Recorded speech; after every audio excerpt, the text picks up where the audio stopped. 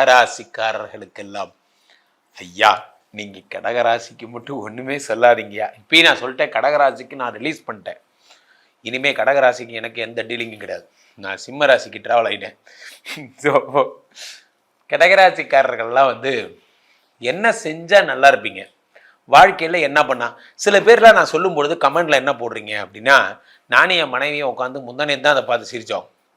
அடுத்த ஜென்மம்னு ஒன்று இருந்தா நீ கடகராசியா போறப்பன்னு சாபம் விடுறேன்னு ஒருத்தர் கமெண்ட் போட்டிருக்காரு. ஆட பாவில ஏன் இவ்வளோ பர்சனலாக எடுத்துக்கிறீங்க? சிந்துதான் என்கிட்ட இதை காமிச்சு சிரிச்சா, இதை பற்றி யாராம எப்படி போட்டிருக்கான் பாரு. ஏன் இந்த மாதிரிலாம் இவ்வளோ டெப்த்தாக யோசிக்கிறீங்க? சாபம்லாம் விடாதீங்கப்பா. ஸோ கடகராசிக்காரர்களுக்கெல்லாம் ஒரு விஷயம் சொல்லிக்கொள்கிறேன், வாழ்க்கையிலே உங்களுக்கு சுக்கிர பகவானை பகைச்சுக்கிட்ட ஆள் யாருன்னா அது நீங்கள் தான். ராசி வேற லக்னம் வேறுலாம் நினச்சிக்காதீங்க, ரெண்டும் ஒன்று தான். அப்போ கடகராசிக்காரர்களுக்கு பெரும்பாலும் சுக்கிரனால் ஏற்படக்கூடிய தீங்குகள் தான் அதிகம். என்ன சுக்கிரனால் ஏற்படக்கூடிய தீங்கு? பெரும்பாலும் கர்ப்பப்பை, வயிறு, அந்த இனப்பெருக்க உறுப்புகள் சம்மந்தப்பட்ட பிரச்சனைகள் எல்லாம் உங்களுக்கு ஜென்ரலாகவே இருக்கும். கடகராசிக்காரர்களுக்கு சுக்கிரனே உங்களுக்கு பிரச்சனைங்கிறதுனால 4, 11 கூடியவன்கிறதுனால மாமனார் இருந்தும் 10 பைசா பிரயோஜனம் இல்லை.